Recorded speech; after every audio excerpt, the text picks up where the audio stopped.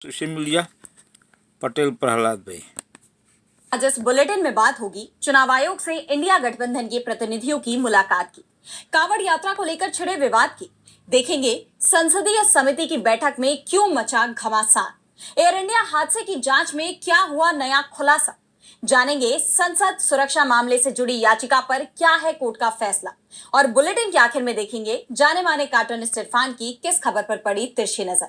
लेकिन दिन भर की तमाम बड़ी खबरों से पहले एक नजर आज की सुर्खियों पर। किसका साथ किसका विकास, विदेशी खाद को लेकर कांग्रेस सांसद राहुल गांधी ने पीएम मोदी को घेरा, चीन पर ज्यादा निर्भरता का लगाया आरोप।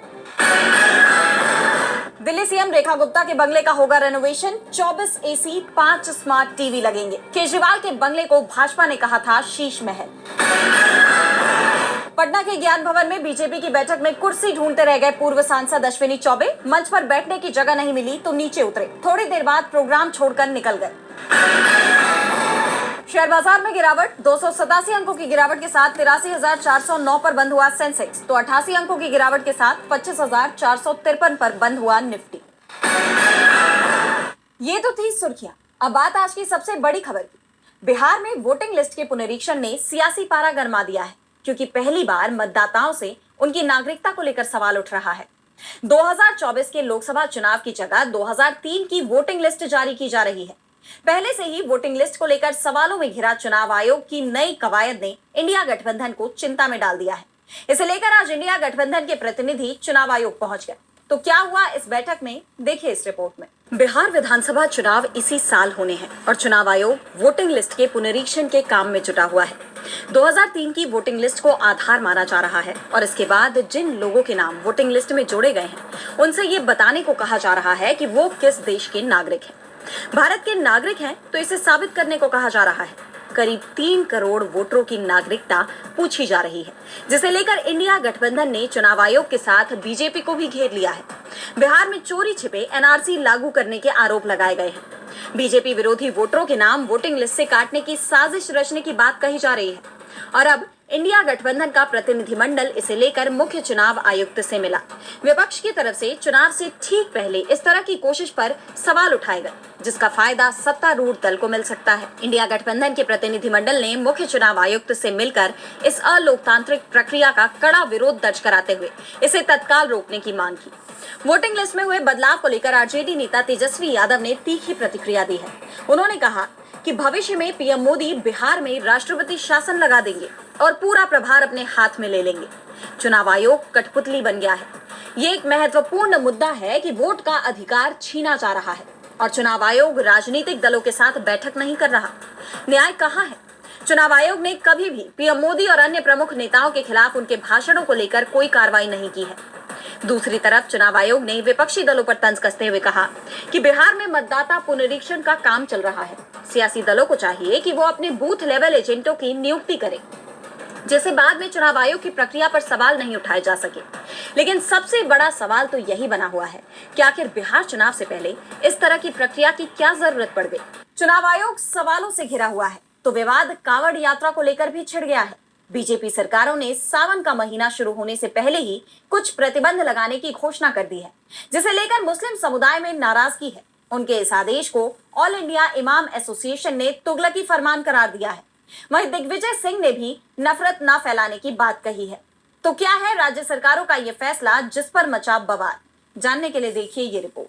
महज 8 दिन बाद सावन का महीना शुरू होने वाला है। शिव भक्तों के लिए ये महीना काफी खास होता है। शिव भक्त कांवड़ यात्रा पर जाते हैं, लेकिन शुरू होने से पहले ही एक बार फिर ये यात्रा विवादों से घिर गई है। एक बार फिर नेम प्लेट और नॉनवेज को लेकर बहस छिड़ गई है।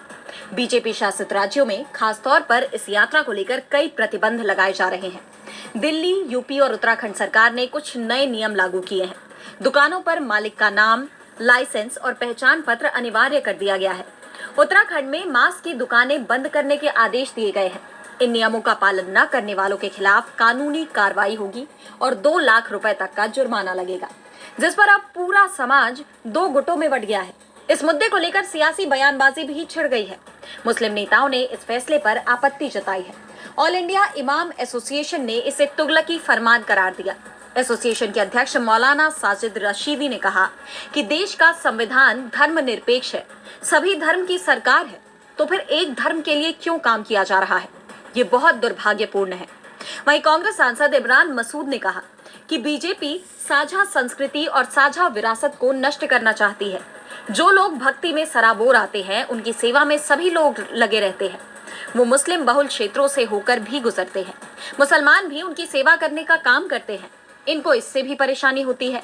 उन्होंने पिछले सावन में छिड़े नेम प्लेट विवाद का जिक्र करते हुए कहा कि पिछली बार भी इन्होंने कोशिश की थी, लेकिन पिछली बार भी लोगों ने उनकी कोशिशों को फेल कर दिया था। इस बार भी फेल कर देंगे। दरअसल पिछले साल योगी सरकार के नेम प्लेट लगाने के आदेश पर सुप्रीम कोर्ट ने उन्हें कड़ी फटकार लगाई थी, लेकिन अब एक बार फिर ये कदम उठाए जा रहे हैं तो इसका विरोध भी बढ़ता जा रहा है। इस पर मध्य प्रदेश के पूर्व मुख्यमंत्री दिग्विजय सिंह का भी बयान आया है। उन्होंने कहा कि जब कांवड़ यात्रा का इस्तेमाल नफरत का माहौल बनाने के लिए किया जाता है तो ये स्वीकार्य नहीं है। अब ऐसे में देखना होगा कि इस बार क्या बीजेपी सरकार का ये फैसला टिक पाएगा या उसे बैकफुट पर आना पड़ेगा। कांवड़ यात्रा से पहले ही बवाल मच गया है तो हंगामा ग्रामीण विकास और पंचायती राज की संसदीय समिति की बैठक में भी हुआ। बैठक में मेधा पाटकर और प्रकाश राज की मौजूदगी पर बीजेपी सांसदों ने तीखा विरोध जताया और वॉकआउट कर दिया। समिति अध्यक्ष कांग्रेस सांसद सप्तगिरी उलाका ने बताया कि 17 में से 11 बीजेपी सांसदों के बहिष्कार से कोरम टूट गया, जिससे बैठक रद्द हो गई। तो क्या है पूरी खबर, क्यों हुआ प्रकाश राज और मेधा पाटकर का बहिष्कार, जानने के लिए देखिए ये रिपोर्ट। भूमि अधिग्रहण कानून पर चर्चा के लिए लोकसभा की एक संसदीय समिति की बैठक बुलाई गई थी, लेकिन ये शुरू होने के कुछ देर में ही समाप्त कर दी गई। इसका कारण था बीजेपी के सांसदों का सामाजिक कार्यकर्ता मेधा पाटकर और अभिनेता प्रकाश राज की मौजूदगी पर विरोध और वॉकआउट। बीजेपी सांसदों ने दोनों को राष्ट्र विरोधी, विकास विरोधी और अर्बन नक्सल जैसे शब्दों से संबोधित किया। ये बैठक ग्रामीण विकास और पंचायती राज पर संसदीय समिति की थी, जिसकी अध्यक्षता ओडिशा से कांग्रेस सांसद सप्तगिरी शंकर उलाका कर रहे थे। इस समिति में कुल 29 सदस्य हैं। जानकारी के मुताबिक बैठक में 17 सांसद मौजूद थे, जिनमें 11 तो बीजेपी के ही थे। इन सभी बीजेपी सांसदों ने मेधा पाटकर और प्रकाश राज की मौजूदगी पर आपत्ति जताते हुए बैठक से वॉकआउट कर दिया। इसके बाद कोरम यानी न्यूनतम उपस्थिति पूरी न होने के कारण उलाका को बैठक रद्द करनी पड़ गई। कांग्रेस की तरफ से दावा किया गया है कि बैठक में बीजेपी की सहयोगी जनता दल सेक्युलर के नेता और पूर्व पीएम एचडी देवगौड़ा भी थे, लेकिन उन्होंने बहिष्कार नहीं किया। बीजेपी सांसदों का कहना था कि मेधा पाटकर, जो नर्मदा बचाओ आंदोलन की अगुवा रही हैं और सरदार सरोवर बांध परियोजना के खिलाफ अभियान चला चुकी हैं, उन्हें बुलाने से पहले समिति को सूचित करना चाहिए था। एक बीजेपी सांसद ने तो यहाँ तक कह दिया कि अगर मेधा को बुलाया जा सकता है तो पाकिस्तान के पीएम को भी बुलाया जा सकता है। वहीं प्रकाश राज, जो हर मुद्दे पर खुलकर बोलते हैं, खासतौर पर दलित, ओबीसी और अल्पसंख्यक के मुद्दों को लेकर, उनकी उपस्थिति पर भी बीजेपी ने विरोध किया। समिति के अध्यक्ष उलाका ने बचाव करते हुए कहा कि सामाजिक कार्यकर्ताओं और विशेषज्ञों को बुलाना संसदीय समितियों की सामान्य प्रक्रिया है। बीजेपी सांसद राजू बिस्ता ने कहा कि अतिथियों की सूची पहले साझा नहीं की गई, जिससे राजनीतिक लाभ उठाने का शक हुआ। ये मामला अब राजनीतिक गलियारों में गरमाया हुआ है। राजनीतिक गलियारों में ये बैठक चर्चा का विषय बनी हुई है, तो जवाब एयर इंडिया हादसे को लेकर भी मांगे जा रहे हैं। जिन लोगों ने इस हादसे में अपने अपनों को खो दिया, वो ही नहीं बल्कि पूरी दुनिया ये जानना चाहती है कि आखिर ये घटना हुई क्यों, किसकी लापरवाही से इतने लोगों की जान चली गई। दुर्घटना की वजह का पता लगाने के लिए जांच चल रही है और अब शुरुआती जांच में बड़ा खुलासा सामने आया है। देखिए ये रिपोर्ट। अहमदाबाद में हुई दुर्घटना के कारणों को लेकर बड़ा खुलासा हुआ है। शुरुआती जांच में इस बात की संभावना जताई जा रही है कि दोनों इंजनों के फेल हो जाने के कारण ये दुर्घटना हुई थी। एयरक्राफ्ट एक्सीडेंट इन्वेस्टिगेशन ब्यूरो यानी AAIB के सूत्रों ने इसकी जानकारी दी है। जांच में सामने आया है कि रैम एयर टरबाइन रैट केवल तब सक्रिय होती है जब दोनों इंजन बंद हो जाते हैं। हादसे से ठीक पहले ये सक्रिय हो गई थी। शुरुआती जांच के मुताबिक विमान में 2 जनरल इलेक्ट्रिक GE इंजन लगे थे। AAIB इस बात की जांच कर रहा है कि क्या बिजली की खराबी, ईंधन में मिलावट या इंजन नियंत्रण प्रणाली की विफलता के कारण एक साथ बिजली चली गई। GE ने फिलहाल इस रिपोर्ट पर टिप्पणी करने से इनकार कर दिया है। एयर इंडिया ने भी कुछ बयान नहीं दिया है। एयर इंडिया द्वारा किए गए उड़ान सिमुलेशन में टेक ऑफ के दौरान बोइंग 787 के लैंडिंग गियर और विंग फ्लैप वापस खींचे गए थे।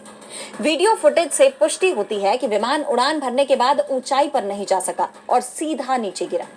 वहीं रैट की तैनाती दर्शाती है कि दोनों इंजन फेल हो चुके थे, जो एक बेहद दुर्लभ स्थिति है। फिलहाल 2 स्तर पर जांच चल रही है। AAIB की तकनीकी टीम जांच कर रही है, जिसमें विमान के इंजन की विफलता और सिस्टम की पड़ताल की जांच की जा रही है। वहीं गृह सचिव के नेतृत्व में अलग जांच हो रही है, जो मानवीय भूल या सुरक्षा में चूक की जांच पर केंद्रित है। आपको बता दें कि इस विमान हादसे में 241 यात्री और मेडिकल कॉलेज के छात्रों समेत कुल 270 लोगों की जान चली गई। टेक ऑफ के कुछ ही सेकंड बाद विमान ऊंचाई नहीं पकड़ सका और सीधे एक मेडिकल कॉलेज की छत पर गिर गया। इस हादसे ने हवाई यात्रा में सुरक्षा को लेकर गंभीर सवाल खड़े कर दिए हैं। इस बीच एक बार फिर संसद की सुरक्षा में चूक का मामला सुर्खियों में है। ये घटना 13 दिसंबर 2023 को हुई थी, जब लोकसभा में पीली गैस छोड़ी गई थी। और अब इस मामले में बड़ा अपडेट सामने आया है। दिल्ली हाईकोर्ट ने 2 आरोपियों नीलम आजाद और महेश कुमावत को लेकर बड़ा आदेश दिया है, लेकिन दिल्ली पुलिस ने हाईकोर्ट के इस आदेश का विरोध किया है। तो क्या है हाईकोर्ट का आदेश और क्या है ये पूरा मामला, जानेंगे इस रिपोर्ट में। दिल्ली हाईकोर्ट ने 13 दिसंबर 2023 को हुए संसद की सुरक्षा में चूक मामले में 2 आरोपियों नीलम आजाद और महेश कुमावत को 2 जुलाई को जमानत दे दी। जस्टिस सुब्रमण्यम प्रसाद और जस्टिस हरीश वैद्यनाथन शंकर की पीठ ने दोनों को 50,000 रुपए के निजी मुचलके और 2 जमानतदारों के साथ राहत प्रदान की। लेकिन इसके साथ ही कोर्ट ने सख्त शर्तें भी लगाई, जिसमें आरोपियों को मीडिया से बात करने, प्रेस कॉन्फ्रेंस करने या सोशल मीडिया पर मामले से जुड़ी कोई भी पोस्ट करने से मना किया गया है। इसके अलावा उन्हें दिल्ली छोड़ने की भी इजाजत नहीं है और हर सोमवार, बुधवार और शुक्रवार को सुबह 10 बजे संबंधित पुलिस स्टेशन में उन्हें हाजिरी देनी होगी। दरअसल ये मामला 2001 के संसद हमले की बरसी का है, जब लोकसभा के शून्यकाल के दौरान 13 दिसंबर 2023 को सागर शर्मा और मनोरंजन डी दर्शक दीर्घा से सदन में कूद गए। उन्होंने पीली गैस छोड़ी और नारेबाजी की। वहीं नीलम आजाद और अमोल शिंदे ने संसद परिसर के बाहर रंगीन गैस का स्प्रे कर तानाशाही नहीं चलेगी के नारे लगाए। घटना में शामिल 6 आरोपियों पर यूएपीए और भारतीय दंड संहिता के तहत मामला दर्ज किया गया। दिल्ली पुलिस ने जमानत का विरोध करते हुए इसे आतंकी कृत्य बताया, लेकिन कोर्ट ने यूएपीए की प्रासंगिकता पर सवाल उठाए। नीलम और महेश ने निचली अदालत के जमानत खारिज करने के आदेश को चुनौती दी थी। पुलिस ने जमानत का विरोध करते हुए इसे आतंकी कृत्य बताया, लेकिन कोर्ट ने आरोपियों को राहत दे दी। फिलहाल पूरे मामले की जांच जारी है और इस पर कोर्ट के विस्तृत फैसले का इंतजार है। कोर्ट के इस फैसले पर दिल्ली पुलिस ने विरोध जताया है, तो सवाल पीएम मोदी की विदेश यात्रा पर भी उठ रहे हैं। पीएम 5 देशों की यात्रा पर रवाना हो गए हैं, जिनमें घाना, त्रिनिदाद और टोबैगो, अर्जेंटीना, ब्राजील और नामीबिया शामिल है। उनका ये विदेश दौरा अपने आप में ऐतिहासिक माना जा रहा है। उनका ये दौरा वैश्विक स्तर पर भारत की उपस्थिति को मजबूत बनाने के साथ ही इन देशों के साथ भारत के व्यापारिक और कूटनीतिक संबंध और बेहतर होंगे। तो क्या कुछ खास है पीएम मोदी के इस दौरे में, जानने के लिए देखिए ये report. Ever dreamed of leaving the ground level life behind? At US हो गया है। वो अपनी 5 देशों की यात्रा दक्षिण अफ्रीका के देश घाना से शुरू कर रहे हैं। उनकी ये यात्रा इसलिए ऐतिहासिक मानी जा रही है क्योंकि ये किसी भी भारतीय प्रधानमंत्री की 3 दशक में पहली घाना यात्रा है। इससे पहले 1957 में पंडित नेहरू और 1995 में पीएम नरसिम्हा राव घाना के दौरे पर गए थे। अब बात करें पीएम मोदी के दौरे की, तो घाना पहुंचकर पीएम मोदी वहां के राष्ट्रपति जॉन महामा से मुलाकात करेंगे। उनके लिए स्टेट डिनर होस्ट होगा। दोनों नेता द्विपक्षीय व्यापार और रिश्तों पर चर्चा करेंगे।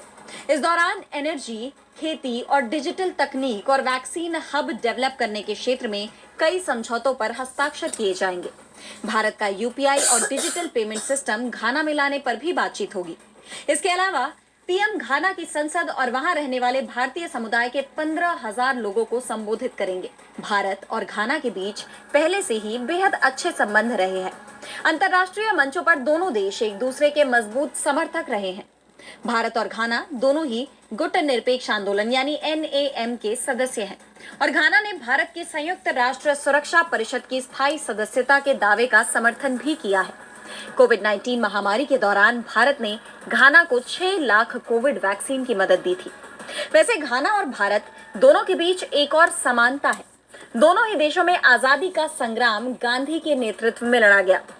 क्वामे एनक्रूमा, जो घाना के सबसे बड़े नेता थे, जिन्हें अफ्रीका का महात्मा गांधी भी कहा जाता है, उन्होंने अमेरिका में पढ़ाई के दौरान महात्मा गांधी के विचार पढ़े और उनसे बहुत प्रभावित हुए। इसके बाद घाना आकर उन्होंने कन्वेंशन पीपल्स पार्टी यानी CPP बनाई और देश में आजादी की लड़ाई शुरू की।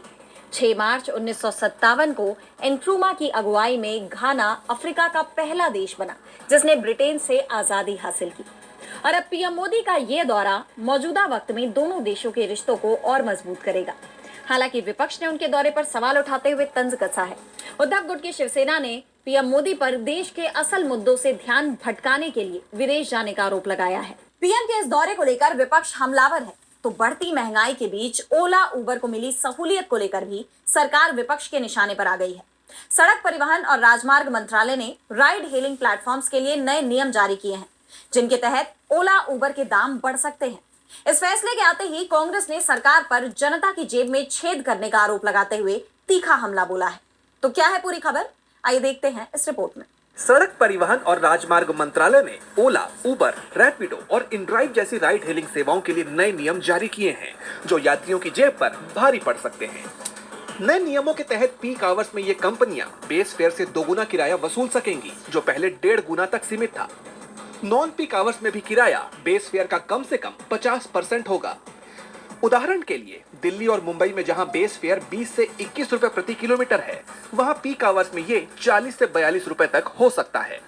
सभी राज्य सरकारों को 3 महीने में ये नियम लागू करने होंगे।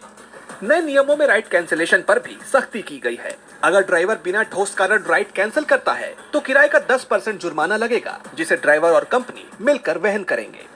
यात्री की तरफ से राइड कैंसिल करने पर भी जुर्माना लगेगा। इस फैसले को लेकर कांग्रेस ने सरकार पर तीखा हमला बोला है। कांग्रेस ने लिखा, क्या आप भी ओला, उबर या रैपिडो से यात्रा करते हैं? अगर हाँ, तो आपके लिए कुछ बुरी खबर है।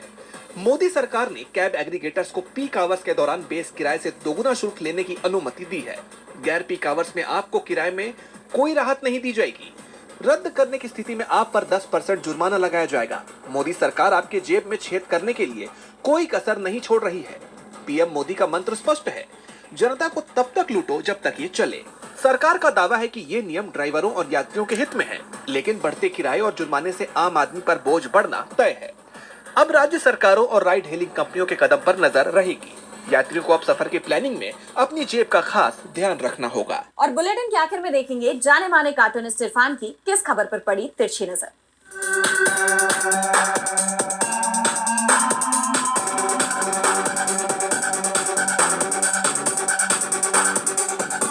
प्रधानमंत्री नरेंद्र मोदी एक बार फिर अपनी 5 देशों की यात्रा पर निकल चुके हैं। हालांकि हाल ही में वो एक इसी तरह की लंबी यात्रा से लौटकर वापस आए थे। उनका कहना है कि वो वैश्विक नेताओं से बातचीत करने के इच्छुक हैं। जाहिर सी बात है, जब कभी हमें किसी देश की ज़रूरत होती है, मित्र देश की ज़रूरत होती है, तो हमारे पास में ले दे के इजराइल के अलावा और कोई दिखाई नहीं देता है। और फिर कहीं ऐसा तो नहीं है कि यहाँ पर महंगाई, भ्रष्टाचार, किसान, पहलगाम, मणिपुर, इस तरह के मुद्दे हैं जो लगातार उनका पीछा कर रहे हैं।